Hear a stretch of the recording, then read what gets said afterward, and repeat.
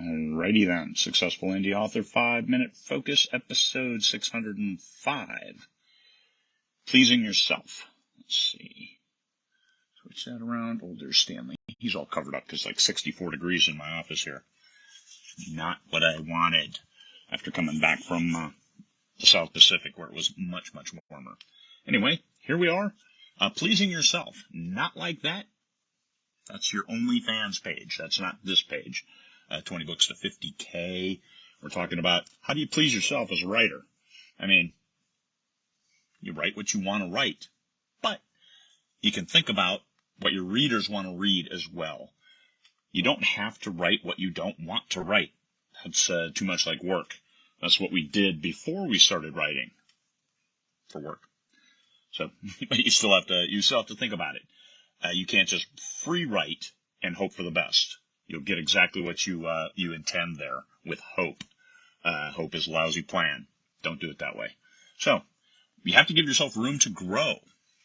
This is where that first book, you're writing it and you're thinking, geez, this isn't great. This isn't like my favorite author. It's okay. If you don't give yourself room to grow, you won't. By writing a book, that gives you an opportunity to improve upon said bookage. So your books won't be great at the start, except that you'll get better as you go, especially if you practice, especially if you have an eye towards learning, towards improving. If you write with passion, that will show through.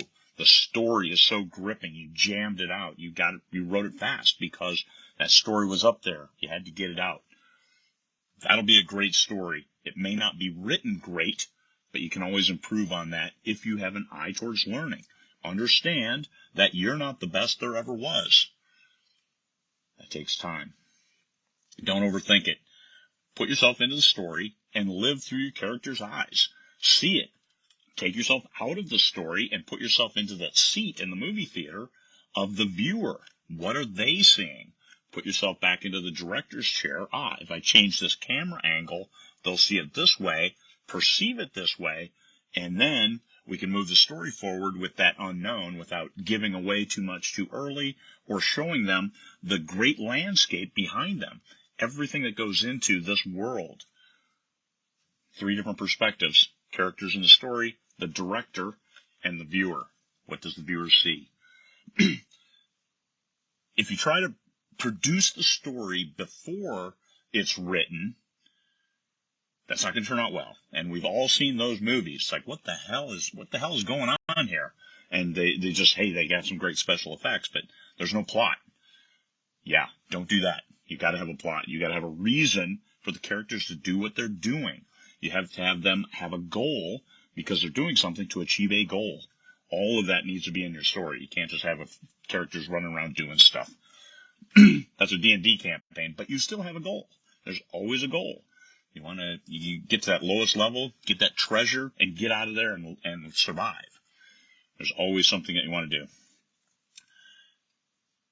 You don't have to write what you don't want, but you do have to write something that people want to read, especially if you want to make a living at this. Otherwise, it doesn't matter. You can write whatever you want. But if you do want to make money at this, keep that in mind. You're the director, but you're making a movie that you want the viewers to love. All right? Please yourself by giving yourself room to grow. Peace, fellow humans.